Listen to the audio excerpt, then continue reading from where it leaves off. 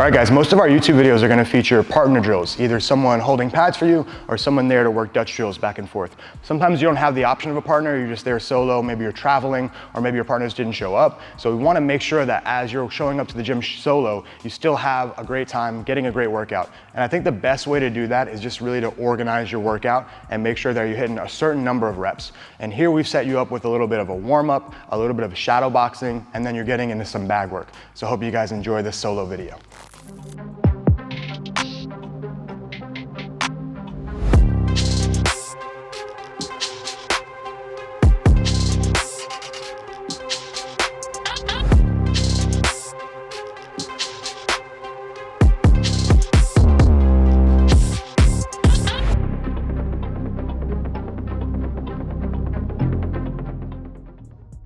All right, so starting off with some jump rope is a great way just to get your body warmed up, get your joints kind of loosened up a little bit and just get ready to go. And also, obviously it works, really good rhythm, really good coordination just to start out with. So you can't go wrong with some jump rope. I'm getting in some push-ups here just to kind of, again, just get a good warm up, kind of get the blood flowing, get me moving a little bit. It's important to warm up your upper body as well as your lower body. We got some squats going here, mainly for, again, just a little bit mobility. Get the blood pumping a little bit and just go through a good warm-up with yourself. Take your time, get this good workout in. You're going to want to spend an hour or so there and organize it properly. And I'm starting off with some shadow boxing, and here I'm only focused on my footwork.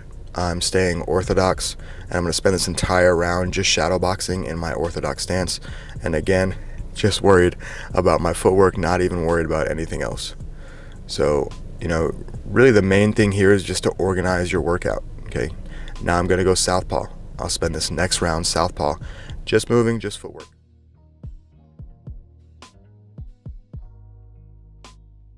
Here I go back ortho, and now I'm working just boxing. So already I have my warm-up rounds, I have 2 shadow boxing rounds in, so here's my 3rd shadow boxing round. Orthodox, just working my boxing, okay? No particular thing that I'm working on here. I'm just kind of fluidly moving and working on my boxing. I'm gonna do the same thing again, this time southpaw. So here I am just flowing southpaw, and again, just working my boxing. So just organizing this workout as best I can.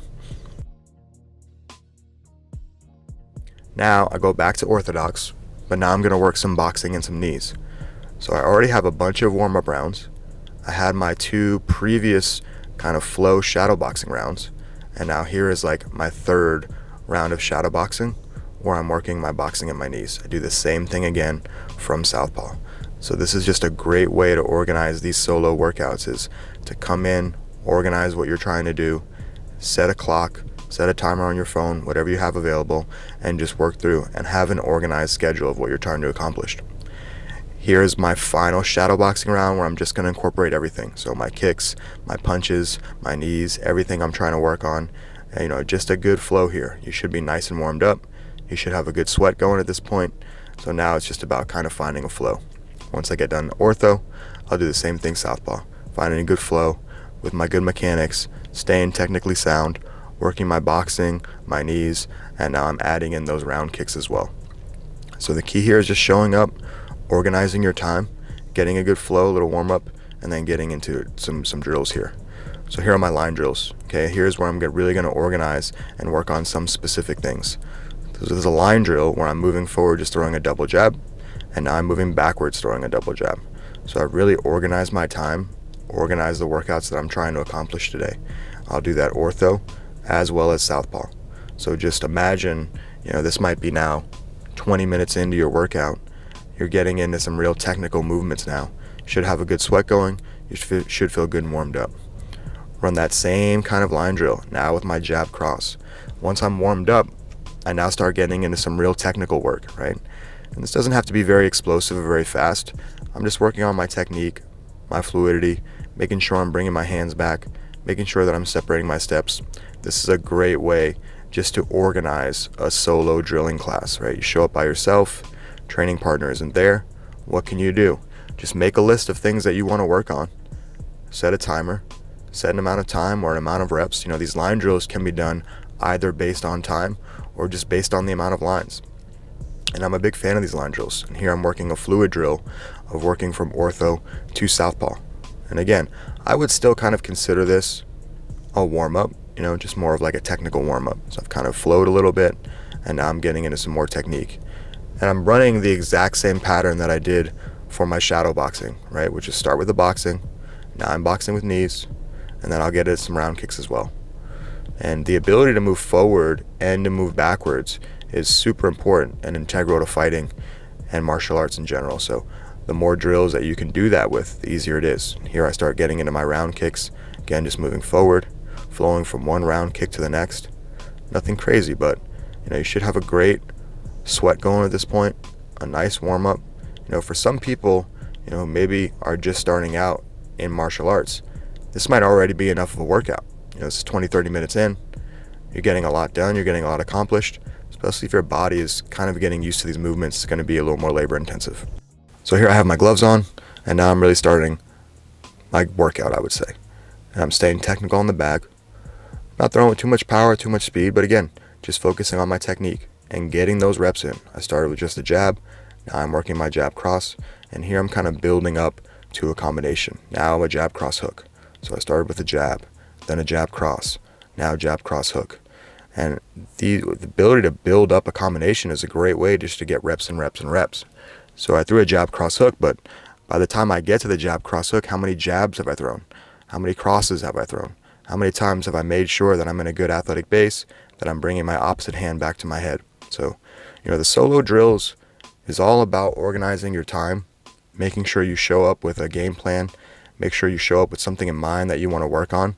So you're using your time as efficiently and effectively as possible. Here I start working in my lower body attacks, my low kicks here, and I'm going to work the same thing, right? Building up to a combination, starting with this jab low kick, and then eventually I'm going to get into a jab and a high kick. So I just had something that I wanted to work on. I wanted to work some low kicks, and I wanted to work some high kicks. And you can just set this as a number of reps that you want to hit. Maybe I want to hit 50 reps of this. Maybe I want to do it for a 3-minute round, and then I'm going to switch to my opposite stance and hit that for a 3-minute round. You know, whatever it is, make sure you're showing up with a game plan in mind, something that you want to accomplish. And it's up to you. You know, it depends on what you're trying to accomplish, what you're trying to work on. If you're in fight camp and you're showing up by yourself, obviously that workout's going to be a bit more intense. If you're in the off season and you just want to work on some things that you feel like maybe are deficiencies in your game or things you want to have fun just drilling and just training, you know, entirely up to you. And here I'm just kind of, again, getting those reps of these round kicks, making sure that I'm putting in the amount of numbers. Okay, now I get some numbers on my switch kick. Maybe that's 20 switch kicks, maybe that's 50, whatever it is for you. You know, come up with some metric that you can show up and hit, and that's what's going to make for a great solo workout. And then finally, you can finish out with a little burnout drill here. So I'm just kind of touching these jabs and crosses, and then I go into a nice explosive combination. And this could be done again, amount of reps or just time, 2 minutes, 3 minutes, whatever it is.